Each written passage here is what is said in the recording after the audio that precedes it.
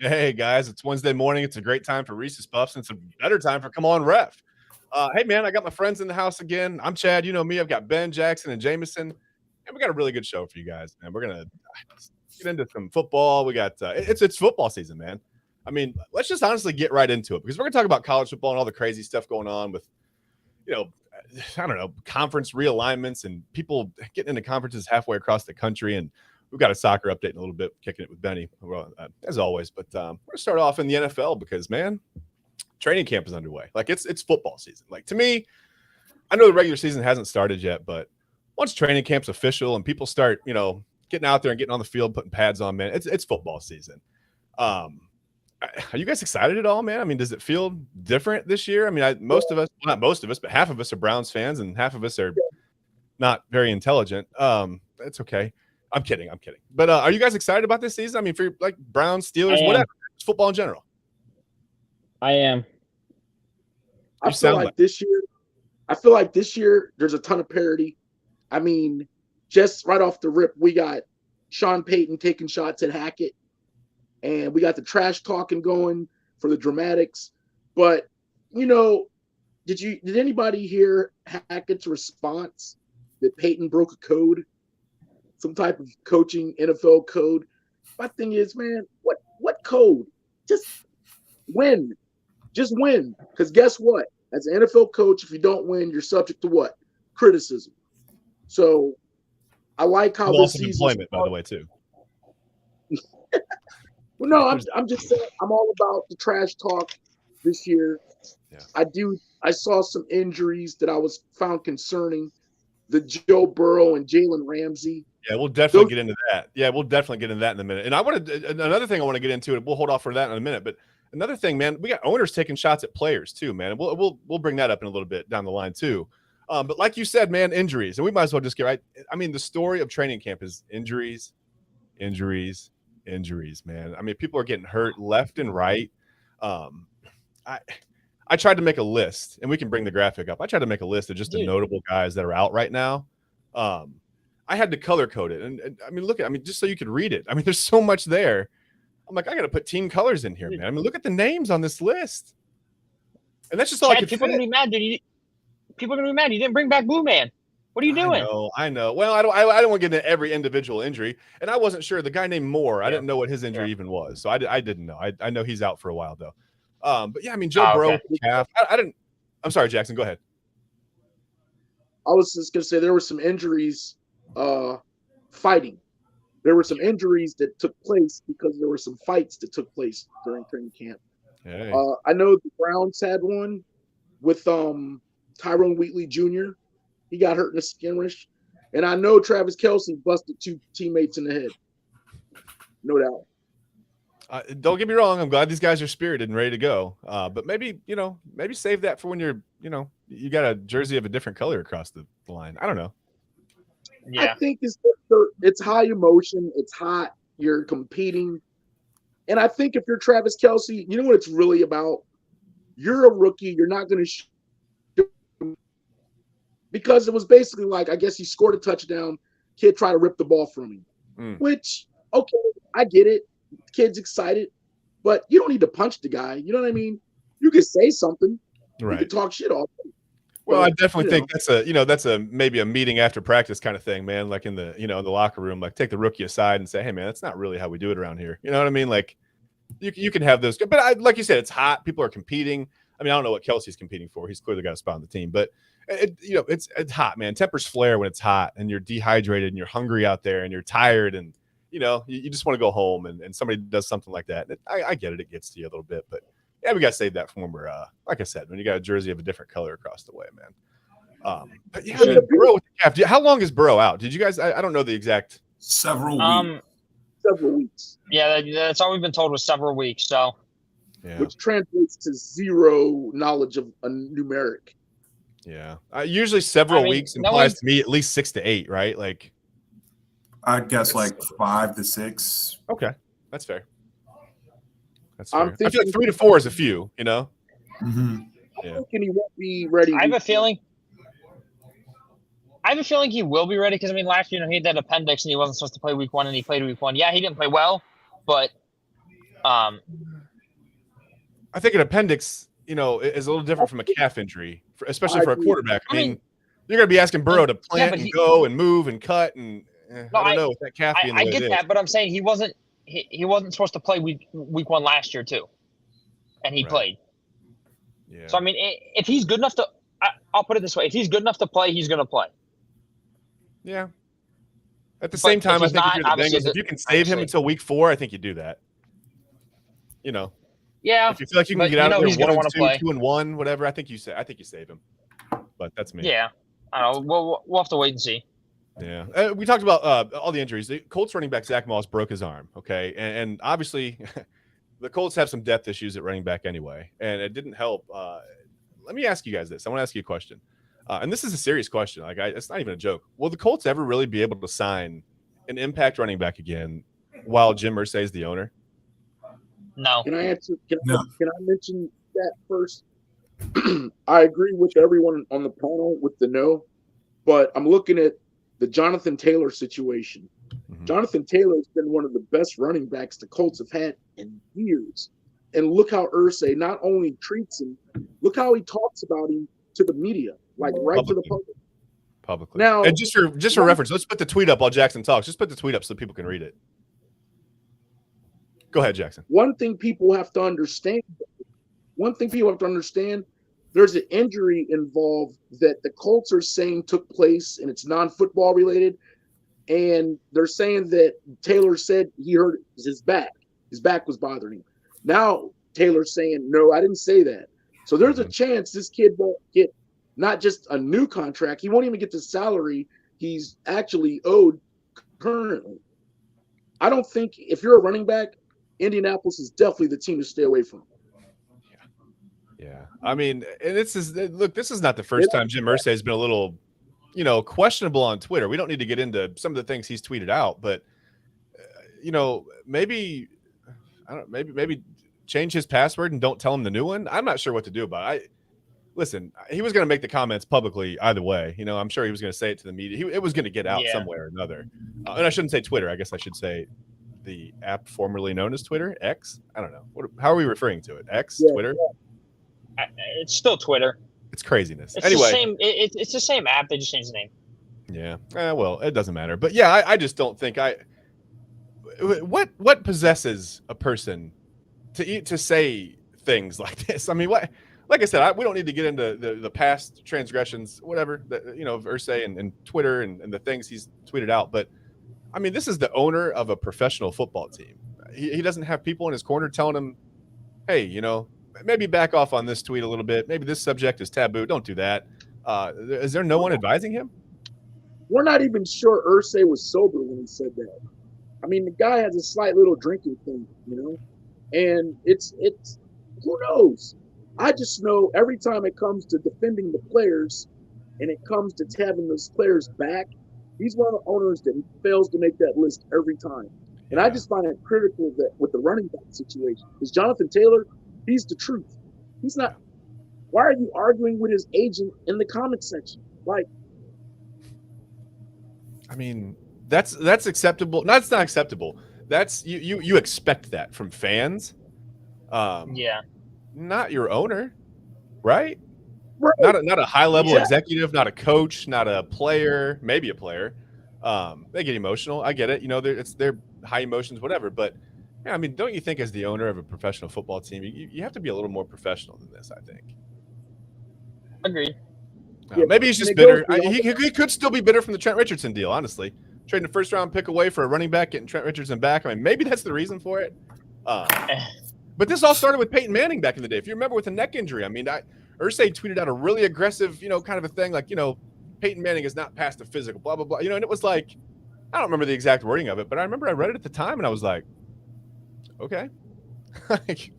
All right, guess that's it. I mean, I don't know. Like I said, the guy's got a history of being a little aggressive, a little weird on Twitter. I don't know. I just think the Colts are in an interesting situation now.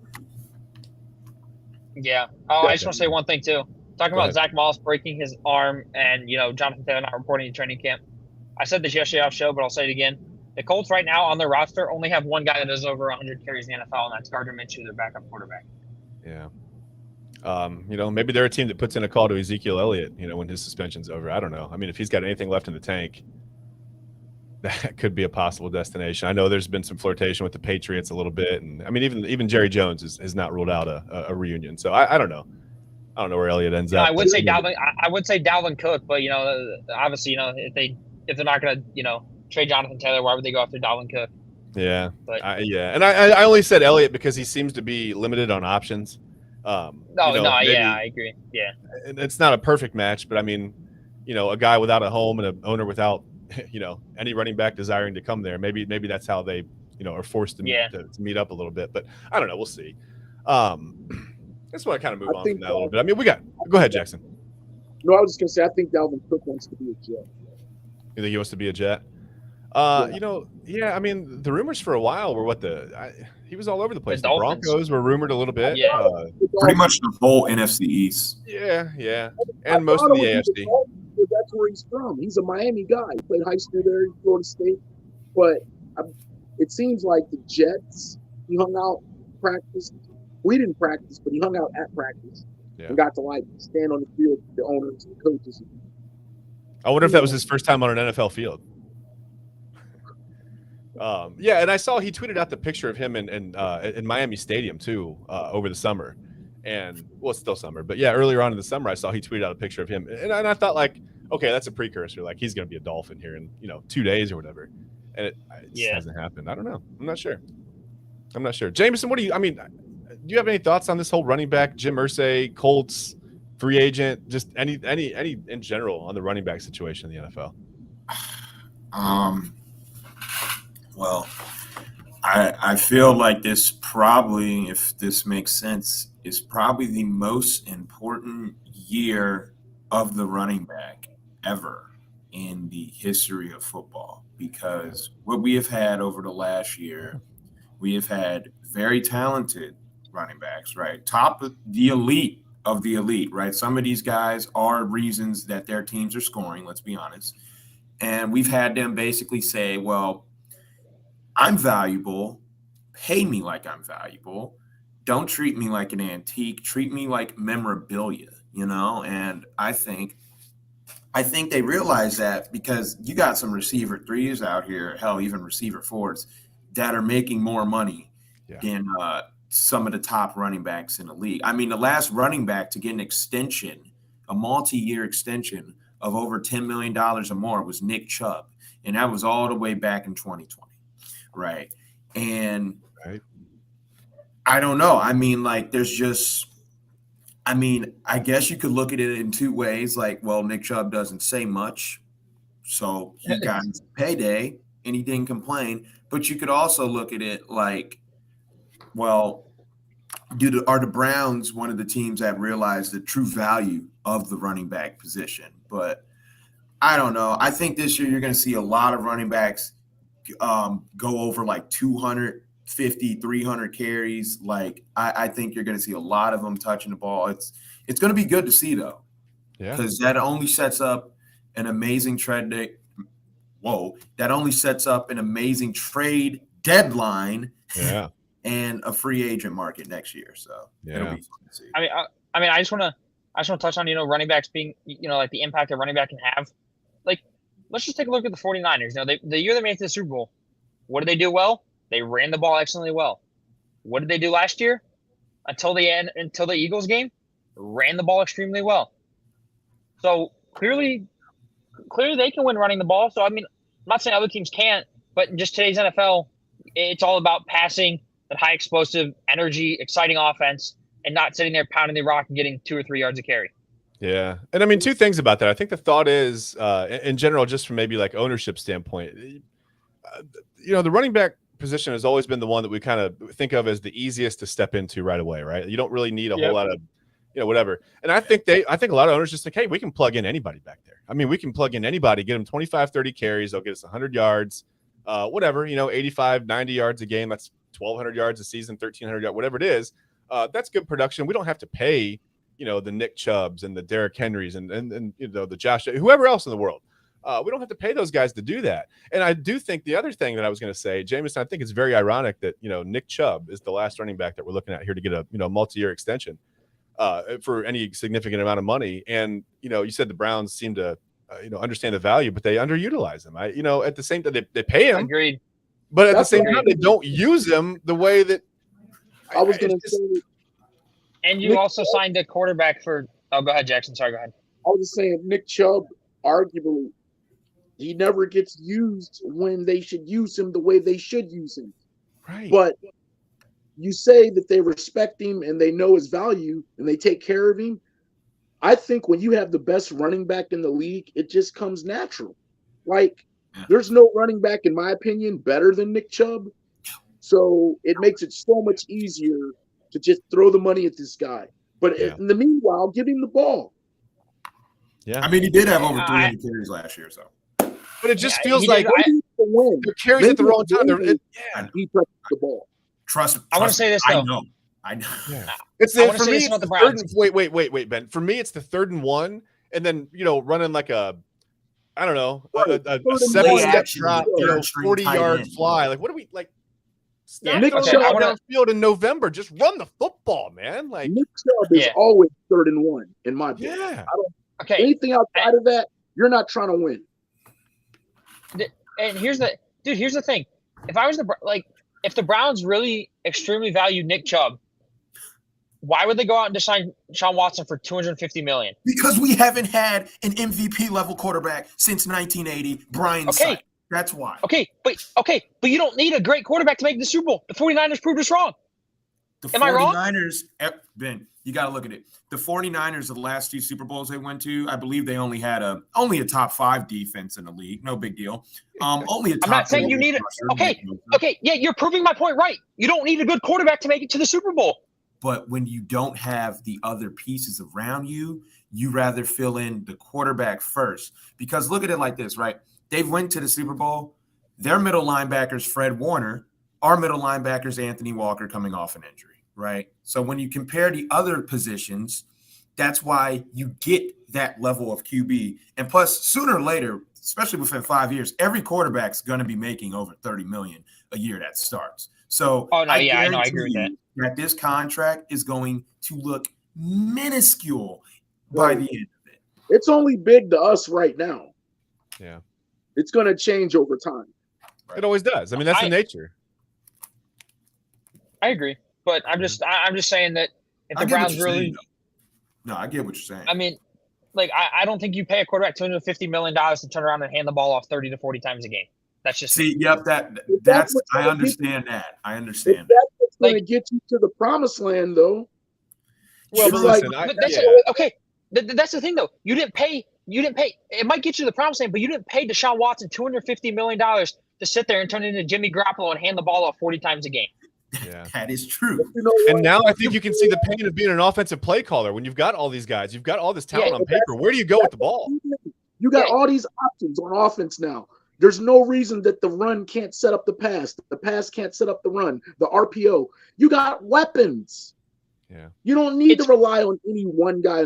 With Kevin Stefanski, it's going to be the same it's been the last couple of years. Whatever's working, he's going to stick to it, and he's going to stick with it until it doesn't work, and then the Browns are going to be in a hole. Like it's been every year. Yeah. Since he's for Kevin Stefanski. Listen, that doesn't even hurt coming from a Steelers fan because it's just the truth. I mean, it's just it is like just is what it is. I'm gonna compare it to Ryan Day. Ryan Day stopped when Ryan Day was an offensive coordinator. Ohio State's offense was extremely efficient in both the run and the pass. Since he became a head coach, we can't run the football for nothing. All we can do is air the ball 40 yards downfield every single time. And now that Ryan Day gave up play calling, I've been big into, the Ohio State spring practices. They're saying Ohio State's offense looks like it did when he was the play caller as the offensive coordinator. To be fair, that might be easier against that defense. I'm kidding. They're not bad. They're not. But I'm saying maybe Stefanski giving up play calling might actually help the Browns. Yeah, it might. And just let him manage the game. It might. Let Ryan Day call the plays from Columbus. I mean, hey. No. I mean, he might do a good job. He might. I mean, hey. Sometimes it's nice when you remove yourself. You can see it on TV and just you don't have the crowd there. You know what I mean? Just Let them watch the game and call the plays. Listen, I want to move on. Unless anybody else has another point to make about the NFL. Are you guys all good? You guys got everything out? Ben, your heart rate back down? We're good? Yeah, I think so. The last point I want to make, it's Hall of Fame weekend. The big game is Thursday night. Yeah. I just want to give a shout out to Cleveland Browns fans. You guys got one in there. Joe Thomas, he's a great guy. Me being a Steeler fan, I know all about Joe Thomas. And I just want to say I think he's a great pick. And I salute, this weekend, all the Hall of Famers going. Much respect, man. Much respect. Listen, it's time for our little. I don't know. This is our favorite. Is this our favorite segment? Do we love this? What are we doing here? Yes. It's time for Kicking It with Benny, man. It's like this is like one of my favorite times because I just get to sit back and relax, and I get to listen to some soccer news. Because listen, I don't always know a lot about soccer, but I'm learning from Ben, man. So Ben, Chad, let me tell you real quick. We're fortunate to have a guy like Ben that knows soccer the way he does. I agree. Because think about it. A lot of people run in circles where there's nobody that knows anything about that. So we're fortunate in that aspect. I agree. I could tell you scores and I could read headlines, and that's about where I am. Ben, let's just I want to start. You can get into anything you want, but I want to start with the World Cup because I just think I'm sure you have some updates, something going on. Ben, what in the World Cup? So I'm just gonna start with the group winners. For the World Cup, out of Group A, you got Switzerland and Norway advancing. The Switzerland winning the group. Group B, you got Australia and Nigeria. Group C, you got Japan and Spain. Group D, you have England and Denmark. Our group is the Netherlands, United States. Group F, you have France and Jamaica. Group G, you got Sweden and South Africa. Surprising. Group H, you have Colombia and Germany. Wait, what was the surprise there? What was South Africa the surprise there? Yeah. Okay. Because the last time they were in a World Cup was when South Africa hosted the World Cup for men. The last time men or women were in a World Cup. Do you know what year that was? I don't know. Right? Okay. I think 20. It was either. Yeah, I think it was 2010. Okay. Yeah, it's 2010. Because U.S. over a decade. It's a long time. I just want to touch on United States women's World Cup games. Hey, there's no way the coach hears this, but if he does, hey, you have 5 substitutes on the bench. Use them, please. What's the worst thing that can happen? They come on and score a goal, you win the game. Against Netherlands, you made 1 sub. 1 sub. You have 5. What's the point of letting him sit there on the bench? Me and JMO talked about it last week. By the time, if the United States advances out of the round of 32, by the time you get deeper and deeper into the rounds, your players are going to be dead because you're throwing the same players out there and letting them play 90 minutes every single game. You have to make changes. You have to. Yeah. I just don't. Why? To me, we were talking a few weeks ago about how dominant the women were going to look and they were going to three-peat and all this. Why does it seem, what happened? Why do they seem to be so evenly matched with teams they should be dominating? And I'm glad you asked that because, Ben, I kind of want to piggyback on that question. Do you think the focus is a little bit off? I don't know if you saw Carly Lloyd this week was kind of upset with, there was a match where they had tied and they were kind of dancing and taking pictures of fans afterwards. And here's the thing. Do you think the focus is off? I completely agree with Carly Lloyd. It's just you tied 0-0 to Portugal, which you should have lost if the the shot didn't hit the post. Yeah. And I mean, yes, you advanced the next round, but only winning 1 game against Vietnam and it being 3-0, that's not impressive. And when you're expected to three-peat, you shouldn't be beating a team like Vietnam 3-0. When Netherlands, you should dominate your group, right? Dude, Netherlands was up 3-0 in the first 18 minutes. Yeah. Man, you almost had me get up at 3:00 in the morning the other day to watch it. So glad I changed my mind. So glad. Here's the thing. United States. Oh, dude, I was thinking about it too, but I was like, do I really want to? And I was like, we're probably going to lose, so I'm just not going to watch it. Luckily, we tied. I thought Portugal would just be like, oh, they got that. They're good. But no, but Jackson, answering your question, or both your questions, I just think United States is, I mean, yes, we're still good players, but we lost a bunch of our better players. due to injury before the World Cup started. So, I mean, yes, we're dealing with injuries, but at the same time, you can't tell me that we don't have players that still aren't the best in the world for a reason. Like, Well, the right. United You States has told me won like we had 3 trophies in the last 3 years. No. I still think we have the best team. It's just that I don't think we're playing up to the standards we should be playing up to. Yeah. Definitely. We had a healthy mix of young and veterans. Yeah. Your star striker hasn't scored a goal. Okay? Alex Morgan hasn't scored a goal. Megan Rapinoe, who's your second leading goal scorer, has had statistically the worst tournament ever by a female.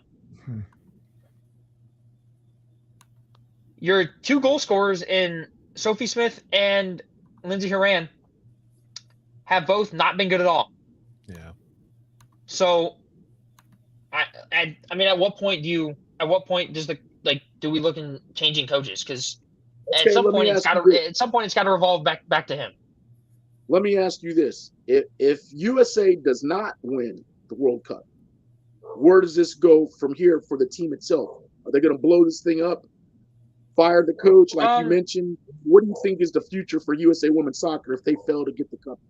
Is it the young wave? I mean, do you start over with a young wave of players? I mean, how do you do that? That's a great question. I mean, you have to. I mean, they're not going to fire the coach because, like I said, he's like 51-7-5. He's only lost five games. He's Ryan Day. He can't beat Michigan, right? Like, yeah. It's like he's right there, but yeah. He hasn't lost a World Cup game as a coach. Yeah, that's the difference. He's got titles. So, but after this World Cup, it's Alex Morgan's last World Cup. It's Megan Rapinoe's last World Cup. Mm-hmm. It's Kelly O'Hara's last World Cup.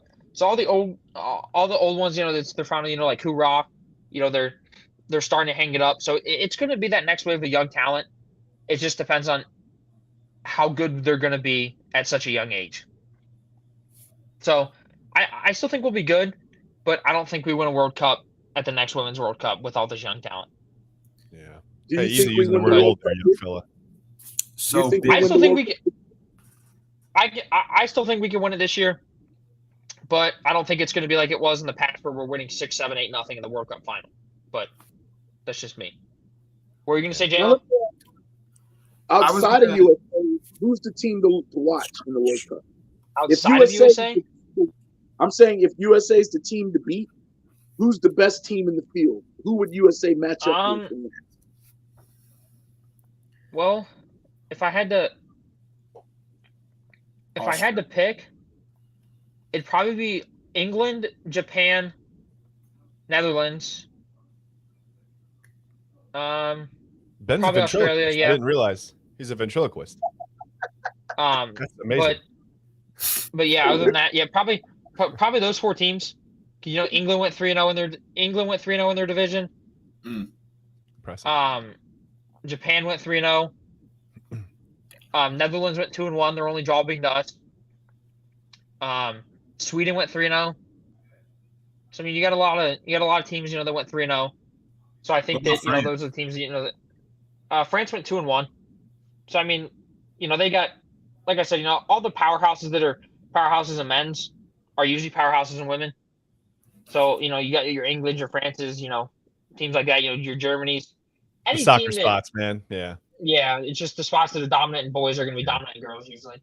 Yeah. So, but I think if it's going to come down to a World Cup final, I think it'll be like USA versus one of those big countries like England, Germany, France, one of those teams. Yeah. I will and to Carly Lloyd's point, Jackson, I was just going to say real quick to Carly Lloyd's point, like maybe it's not a great look to dance as you back your way into the, out of the group round.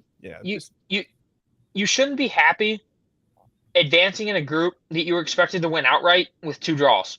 Yeah. They kind of backed in. Right. That's what I mean. Yeah. Yeah. Like you shouldn't be happy with winning 1 game 3-0 against a bad Vietnam team.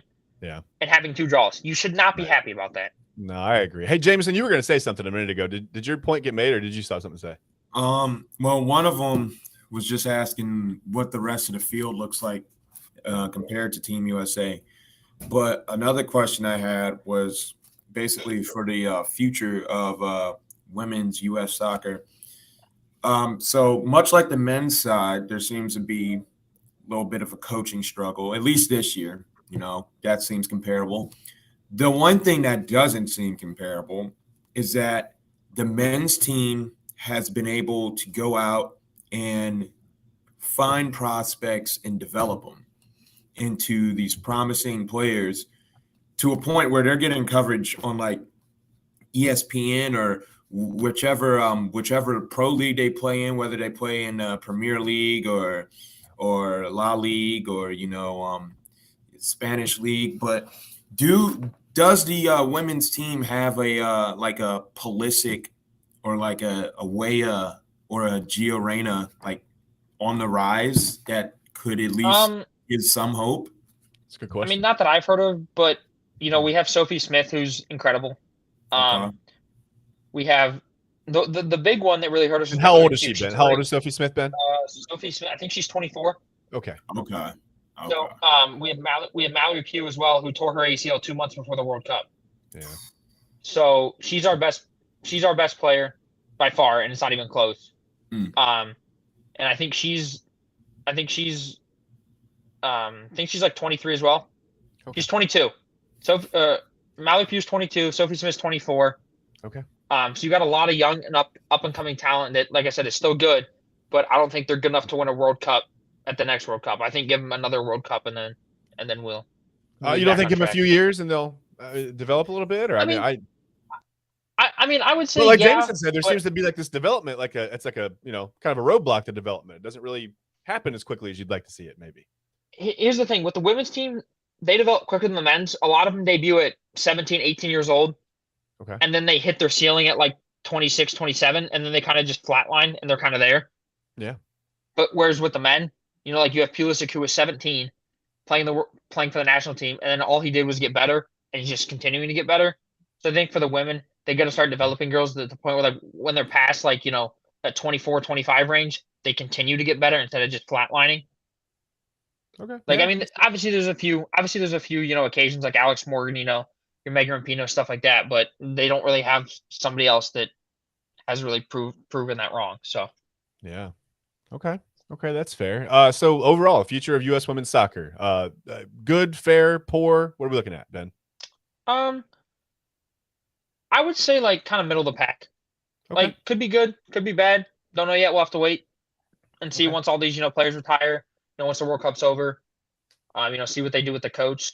But I think it should be pretty good. But as of right now, if you ask me this for next year, we're like middle of the pack. But next World Cup could be good, could be bad. Couldn't tell you. Okay. Well, it all comes down to develop. Like any other sport, it all comes down to development. I mean, you've got to develop your players. You got to develop the young guys. Develop the young ladies. Whatever sport it is. You've got to make those moves. So. I want to get on to college football in a little bit, but Ben, anything going on in the MLS we need to know about, or are we kind of? The Leagues Cup's going on right now, which is the first time they've ever done it. It's a combination between Mexican teams and MLS teams. They're playing a whole tournament in 1 month. It's pretty fun, pretty cool.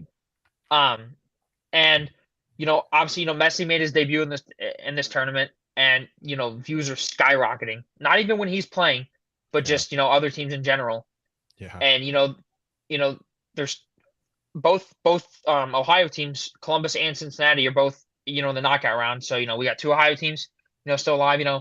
Pulling for both of them. Yeah. But I'm a Columbus Crew guy. So I'm pulling for the Crew. Okay. They just beat the best Mexican team in the world 4-1. Nice. Pretty easily. Okay. So but the Crew lost their best player to the Saudi League, which is happening with just about every single player. Because they have all the money in the world they can throw it in. And I saw a lot of different sports now too. Yeah. And I saw a tweet and it said, all these Saudi leagues are going to end up ruining all professional sports because of the money that they can hand out. And I agreed with it. Yeah. I mean, like no other league can compete with that type of money. Yeah. And it's a tough topic maybe for a different show, a different time, but it's also you got to consider where the money comes from in a lot of cases. And, that's a kind of a bad look. And like I said, that's another topic for another show. I like the idea of the tournament though, the month-long tournament between the two leagues. I mean, we talked about this a little bit off the show with baseball, doing like a mid-season, almost like a travel tournament, kind of around the All-Star break. I think it could be kind of a fun thing, like a single elimination, double elimination, whatever, I think it'd be kind of fun. And it's cool too because it's their season's just starting. The Mexican league's just starting. Okay. So it's helping them get into form, but it's helping us stay in form. And we're kind of winding down here, right? Yeah. Yeah, we're starting to get towards the end of the season. Yeah, I think we have 11 games left in the MLS season before playoffs start. Yeah. Okay. So, okay. All right. Well, hey, I think like U.S. women's soccer, like I said, we'll see what happens. Maybe it's like the I don't know. You remember when the Cavs were going to the finals every year, playing the Warriors 4 years straight, and it seemed like those teams would look a little bit bored in the regular season until it would like get close to time to ramp it up. Maybe that's what we're seeing going on with the U.S. women's soccer team right now. I hope. Yeah, maybe the group round is just like, okay, well, we're gonna sleepwalk through this, and they did. We'll get on to the additional rounds, and we'll crank it up. We'll flip the switch when it's time. And you certainly hope so. Maybe that's kind of what they're thinking, or it may not even be a conscious thought. It's just kind of in the back of your mind, like, okay, well, this is very challenging. It's kind of boring. Yeah. You don't get the best effort until the heat gets turned up a little bit. So to speak. So, all right. Well, let's move on. There's just a lot of craziness going on in college football over the last. I don't know. It's all happened so quickly. I feel old saying that. Like I can't even keep up with it. You got NIL. I mean, you've got just things changing, conferences realigning, super conferences dying basically. Now the Big Ten, who's already added USC and UCLA, and I told you guys, we talked about the USC schedule, how they don't come west after October. And I think their last away game in the last 5 or 6 weeks of the season is UCLA, which is right there in the same stadium. Okay. You know what I mean? Like, let's get them into the Big Ten, man. If they're going to be in the Big Ten, let's put them in. Let's bring them out here at the end of November, man. Like, have them play Michigan State, November 4th or whatever. But regardless, not that Michigan State's a huge challenge right now. It's just the weather, and now you got the Big Ten looking to add, multiple additional teams. I'm sorry, Jackson, go ahead. I'm just saying all it does is set the tone to hear so-and-so didn't win because they played in LA as opposed to Ann Arbor. Or so-and-so didn't win because they played in LA. It's like, if you're Penn State, Michigan, Ohio State, I wouldn't mind going to play in California in October, November. I mean, that's cool with me. But does it take some of the luster off the Rose Bowl for the Big Ten, though? Like, I personally have felt Rose Bowl hasn't been, since the way the playoffs are set up, I don't like how the Rose Bowl is not what it used to be. It used to be the best in the pack, the best in the Big Ten, let the top go at it. But now usually those two teams end up somehow in the playoffs, or one of the two end up in the playoffs. Yeah. So, or you end up with a team that's not from either conference in the Rose Bowl. So, I mean, I'm an old school guy. I prefer teams the way they were. Yeah, I get it. I just want to touch on, talk about, like the cold weather and stuff like that. I told people this last year, and they called me crazy and they told me I was stupid. But I said, when Ohio State plays Michigan, if it's raining, snowing, below freezing, Ohio State wouldn't win because CJ Stroud couldn't throw the ball in the cold. And was I wrong? He threw for 300 yards, but they lost. So you weren't wrong, but I think the way you got there was a little bit different. You didn't show your work. I mean, it was the defense. It wasn't CJ Stroud at all. I mean, No. I know. I'm just saying that, but CJ Stroud, statistically of his college career, did not perform well in cold weather. Yeah, maybe. I mean, he did okay. But the point is I'm kind of. You can't hold that Northwestern game against him. No one could have thrown the football that day. No one. No, but. My point is, I'm not saying this isn't a knock for CJ Stroud. I think he's a great quarterback. I know. My point is, it's going to Brian's point or Jackson's point, saying that our teams could also benefit from playing in UCL and in California in October, November when it's 60, 70 degrees. Sure, of course. But at the same time, if they're going to be in the Big Ten, they got to play Big Ten football in Big Ten weather. Big Ten football, I agree. Yeah, like they got to play Big Ten football in Big Ten weather. You can't logistically logistically speaking, I get you can't use our resources and not really be a member of this household. Yeah, that's fair. I mean, that's really fair, right? You're using the conference for a name, for an image, but you don't want to play when it's below 35 degrees. Yeah, if you're gonna live under my roof, you're gonna do your chores, right? Like, right, okay, exactly. Yeah, so fair. I have kids. I can relate, man. I get it. Yeah. I wanted to ask you guys a question. So, obviously, we know USC and UCLA are in the conference, right? We know that's a sure confirmed. Mm-hmm. But Chad, the teams I sent you the other day, Oregon, Washington, Let's look at the graphic. Clemson, Yeah, we got it right here. Yeah. and Florida State. Mm-hmm. Out of those four, which one do you think is the biggest shocker to you? The biggest shock to me, I don't know. I feel like maybe it's Oregon because and it's weird. It's not even like a geographical thing for me. I just feel like Oregon felt like one of those teams that like they're backed by Nike, right? They print their own money. Yeah. It felt like if Oregon wanted to make the Oregon Football Conference, they could do it, right? Like they could make their own conference and just I think they could overtake the Pac-12. They have unlimited Nike money, it feels like, right? Yeah. They also do pretty well. I mean, they're their own brand. I mean, aside from having the Nike from Phil Knight or whatever, I mean, they're their own brand. I mean, Oregon's been popular from, the days of all the, electric green and, snow, whatever uniform, not Snow White. That's probably trademarked, but that's not that thing. But I don't know. Since all the uniforms, I mean, they've been really fun to watch. I mean, they obviously catch a lot of eyes. They do well in recruiting because of it. They've been to a national championship game here and there. They're their own brand. I felt like if they could make their own conference, they really would be successful. I mean, if they really wanted to do that. I'm just surprised to see them just joining the Big Ten. I don't know that it's. I don't know how all in Oregon is. Okay. I don't know. I can see Washington. Yeah, Washington feels like a Big Ten team, even though they're out west. They feel like a Big Ten team. The one thing is, I feel like it's shocking because the others, Florida State and Clemson, I mean, that kind of makes sense because they can dominate their conference and still get disrespected. They can win the ACC and still barely get acknowledged for the playoffs. So I can see those guys wanting to get some respect.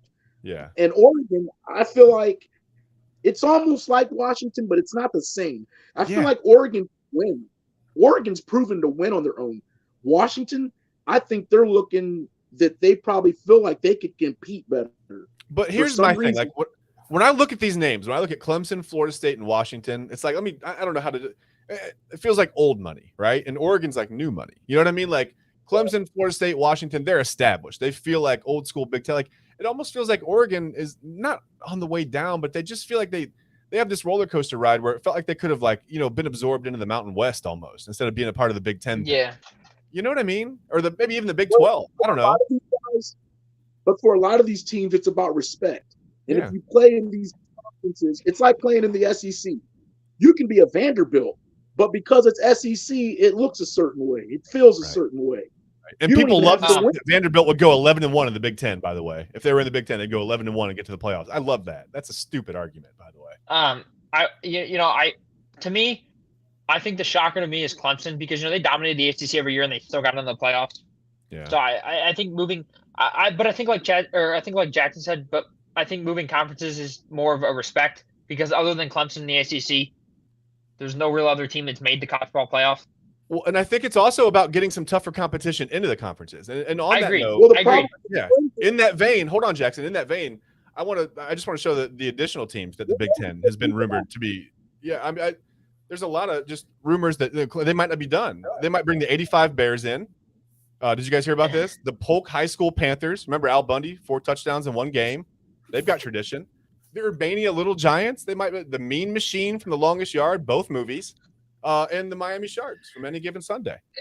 Al Pacino and all. So I mean, they're looking to bring in a lot of competition. And I love it. Okay, I have another question to ask. Between the 4 teams we just mentioned, between Oregon, FSU, the real Clemson, okay, Washington, who do you think benefits the most and who benefits the least? I think Washington may benefit the most. And I think Clemson might benefit the least. I that's exactly what I would say because with a school like Washington, they're kind of middle of the pack. They still get decent recruits. They don't get over the top recruits, but a lot of recruits want to play in the Big Ten. So, if you're close to Washington, if they move to the Big Ten, they're gonna want to play in the Big Ten. And then with Clemson, they can get big recruits whether they're the ACC, SEC, Big Ten, Pac-12, Big 12, no matter where they're at. I don't think it affects Clemson. I think Florida State and Oregon kind of stay the same. Yeah, and I think Washington always had for some reason the Big Ten does a good job of recruiting guys from the Pacific Northwest. And I think maybe they stay home now. If there's that, that affiliation with the Big Ten, and they're coming out here 5-6 times a year, I think they stay home now. I think Washington. J-Mo, what do you think? Oh, sorry, Jackson, go ahead. Go ahead, J-Mo. Oh, sorry, my bad. As far as the Big Ten goes, obviously I think it's the best conference in football. But when it comes to adding these 4 teams, I think it would undoubtedly be the best conference in college football. I think people would no longer be able to just turn a blind shoulder to the Big Ten and, praise be God to the SEC. We wouldn't hear a lot of that. Because I'm going to be honest, we're going to hear hearing all the SEC talk, it gets annoying because it's funny. It's never the Alabama fans. It's never the Georgia fans. Nope. Right? It's always the Floridas, right? The Vanderbilt, just these jabronis. And it's just like, I'm glad that we get Washington, right? Especially for this year. They have Heisman candidate Michael Penix Jr. That's great. Yep. They've been moving up. That program's been getting better every year. That's a great point. He played in the Big Ten too. And he played in the Big Ten as well. Indiana. He played at Indiana, right? Yep, Indiana. Bam. All right. It was electric there. I mean, electric. Yeah. And then you got another, quarterback who was a former SEC guy at Oregon and who's also a Heisman hopeful, Bo Nix. He's looking to have a comeback season. Hell, he almost took Oregon to the playoff last year. Both of these teams were almost playoff teams. They were just a couple of losses removed. I think Florida State going is good because it's Mike Norvell's their coach, right? Yeah, I think so.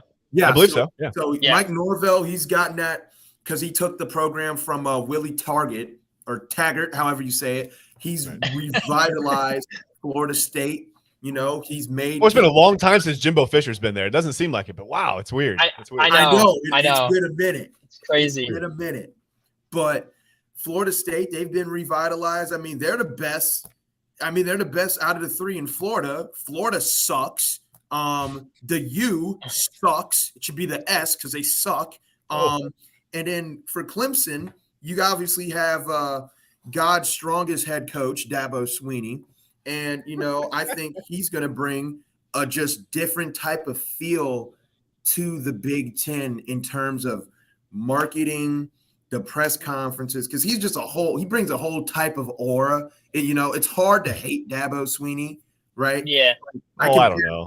When you compare him with like Saban and Kirby Smart, out of the 3, I don't hate Dabo. And then it's kind of just a coin toss from there. But I am shocked to hear you say that, man. I'm shocked. I can't believe it. I don't know why. I'm just shocked. To hear you say that. Only time I ever hated Dabo Swinney was when he said a 6-win Ohio State team doesn't deserve to be in the playoffs, and we smacked them.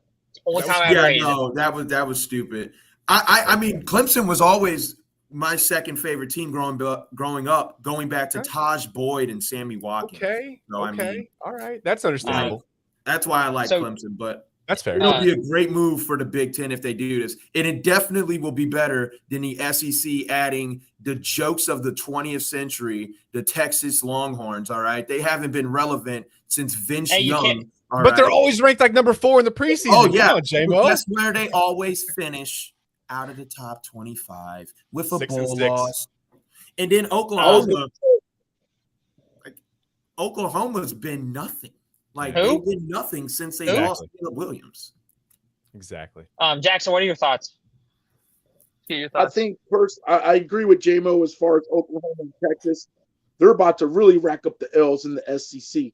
That's what I'm looking forward to, seeing Texas and Oklahoma getting L'd up there. As far as the Big Ten acquisitions, I feel like Washington would probably have the most to gain. Simply, they're going to be playing more games with teams that are kind of like right in there.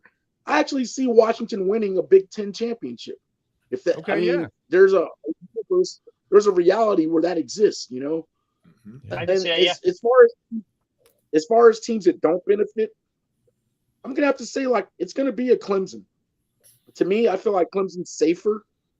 I think it's easier, even though they're the type that can win their non-conference games. And then it's like, well, even if they run the table, there's a chance they won't get in because there's nobody tough enough. Clemson's safe enough to win the ACC and still make the playoffs. I see where them going to the Big Ten and they don't win they won't be a playoff team anymore. I think it hurts them. I think they're close to falling into not irrelevancy, but just that tier below where they've been. I mean, they won't look as dominant. I agree. In the Big Ten. I see a lot of 9-3s coming for them. Yeah, I also want to say something too. I think it also depends on. Yeah. I think it also depends on what conferences they each get placed in. If it's in, if it's in like Ohio State side or Michigan side, because if Clemson's on Michigan side, they're gonna have to go against Michigan every single year. Well, aren't they doing away with that though? Aren't they going to do away with the East and West? Eventually. I think eventually, but I think you need enough teams in general, and with only one of these teams being confirmed, I don't think you can yet. Okay. Who's confirmed? I think Washington, none of these teams. None of these teams. Oh, okay. I don't think so. I haven't heard anything about any of these teams being confirmed. Okay, these are just rumors. But with USC and UCLA, you're going to put. I think the '85 Chicago Bears are in, though. I think the Bears are in, but these teams are. I think with UCLA, I think I saw something saying that with USC and UCLA, one's going to be an Ohio State side and one's going to be a Michigan side. Okay. So the one that's on Michigan side, they're going to play Michigan every year. The one on Ohio State side is going to play Ohio State every year. And you're only going to play the other team's conference every other year. Is that the Leaders or the Legends division? I can't remember which one. So awful. I hated that. But, at all, man. I hated that. Is that the Big Ten Archie Griffin or the Big Ten? Like, stop, man. What are you doing? But I just think that to benefit the Big Ten the best, I think you put Washington on Ohio State side. Okay. I think you put Oregon on Michigan side. I think you put Clemson on our side and Florida State on Michigan side. I like that. Okay. That feels like a good mix. That feels like you've got each kind of team there. Yeah. Yeah. Because like like you said, Jimmo. Well, I mean, obviously it won't happen now, but you got your Oregon, and like Jackson said, a lot of the teams in Ohio State side are very weak. I'm not gonna throw it out there. Yeah. Like in Washington, a lot of those teams could match up with a team like Washington, kind of that middle of the pack, like Pac-12 team. And then you put them in the Big Ten, they might make some noise, like Jackson said. They're a top team now. And they're better than Maryland. They're better than Michigan State. They're they're better than Purdue, Illinois. Yeah, I take them over Iowa. Well, I didn't think we needed to mention Rutgers. Yeah. So and PJ Fleck might be on his way out anyway. And I think that with USC and UCLA already being in the conference, two teams that have been good the last couple of years, it's only going to make the conference better because it's going to be better talent. And like you said, the Big Ten's always known for getting those studs out of the Pacific Northwest. And if Washington's playing the Big Ten, why wouldn't you want to stay at home and play great Big Ten football? Yeah. Right. Listen, I love this for college football. I'm not gonna lie. I don't know how you guys feel about it. If you think it's good or bad. Oh, I love it too. Oh, it's great. I love it. I used to do this on College Football 2014. I would make custom conferences, and I would have these giant, I wanted all the best teams in my conference. Like, I wanted to play teams, man. I was tired of beating, I'm Ohio State. I'm playing, Rutgers winning 70, or that wasn't Rutgers back then, but, you're playing whoever, Iowa, Illinois, Purdue winning 84-0. I mean, that's boring, man. Dude, like, I want to see the top 10 teams in my conference. Dude, you know what I said? Every single top team should go to the independent conference and just stack their schedule with ranked teams and see who comes out on top. How much fun would that be, man? How much fun? And I don't care if my team goes 6-6 one year, whatever. It's competition. It's fun. Dude, could you imagine Alabama scheduling like Ohio State, Michigan, Georgia, Auburn, Clemson every single year? But Ben, what would Hofstra and the Virginia Military Institute and Austin Peay do? That's the bulk of their schedule. Come on, man. They do always play like 4 sorry teams a year. I hate it. Always. I hate it. Always. They always play the Citadel, too. I hate it. I would see those scores like, man, Alabama's up 49-0 with 7 minutes to go in the first quarter. Oh, they're playing Austin Peay. Okay. Right. I was like, what? Well, you see that, whatever. Hey, I'm sure. That's how the schools make money, though. They like it. I know. That is true. They take a paycheck for the beatdown. I know. And I'm okay with that. I'm okay with it. But one team a year. One team a year, please. Okay. Here's the thing: every team in the independent starts with one weak team, and then you load your schedule with 11 others. Okay, let's do it. But Jamo, go back to your question. When's the last time Ohio State played a team like Austin Peay, Virginia Military, whatever they're called? Man, they played Arkansas State. Didn't we play not the U, but Miami last year. No, played no, I Arkansas mean State, man. Arkansas State, not the Razorbacks. Okay. Oh yeah. Arkansas State but counts that's not in that, Austin. man. They're with Virginia I mean- Military Institute and Austin P. That's the talent level's the same. Yeah, but they're It's still just they're because still they an got FBS Arkansas in the name doesn't mean you know. But No, listen, until they're Ohio still State an starts FBS playing teams that don't even do scholarships, I don't want to hear it because I think Bama played a team one year that didn't even do scholarships. Like, come on, man. That's bad. That's pretty bad. That's Like, No, I'm they just- played like. but- Does the Ohio Media School have a football team? Because I'm sure Bama's calling on the phone right now. Oh, dude. No, I'm sure they're on my point is that Ohio State doesn't play 4 or 5 of those games a year. It's normally one, and then it's True. like they got Notre Dame in week 2. We like, usually what? always have one big out of conference opponent. We Like no, every we year. do, Like which I like. every year. I think Usually a top 10. if I'm not yeah. wrong, And you try, and you got to 20 remember too, these things are scheduled a decade before. So Mhm. Well, you might take Bama now. Maybe Bama falls off in 8 years, and they're the 60th ranked team in the country. People, no, Ohio State plays Bama. That's not fair. We do play Gotta work it Bama out this for year. years. no, I was just gonna say that it's either this year, it's either 2025 season or 2026 season. We scheduled a home and home with Bama. Mhm. So I think one it's year we're gonna play them in Ohio 2027 State. in 2028. I think so as well. We're gonna play Bama, one in Ohio State. I'm pretty sure Ohio State's is first in Columbus, and then the following year we'll play Bama in. Wasn't there a home and Tuscaloosa. home against USC too? And now that's kind of blown out of the water. What didn't Well, they have a it got USC? It got canceled. It got canceled because they're coming to the Big Ten. Yeah, that's what I mean. That kind of got So they blown out of the can't- water too. Hey, but Yeah. listen, guys, we got to wrap it up. I can't believe it's almost time to get out of here already, man. It feels like we've been on I know. for like 10 minutes today. But I do want to. I'm glad you guys brought up the SEC so much because I do want to say one team you guys didn't ask me about, man, is rumored to go to the SEC. You guys remember the Washington Sentinels? Quarterback Shane Falco. Everybody loves Keanu Reeves, right? They're actually rumored to be headed to the SEC. So, well, listen, this show just went south real quick. But listen, for my friends Ben, Jackson, and Jameson, man, and our producers, Brian and Byron, that's a lot of Bryans and Byrons. And here's another one. I'm Chad Bryan, Shane Falco, everybody. Listen, thanks for listening. And, we hope we don't get replaced. Yes. Peace.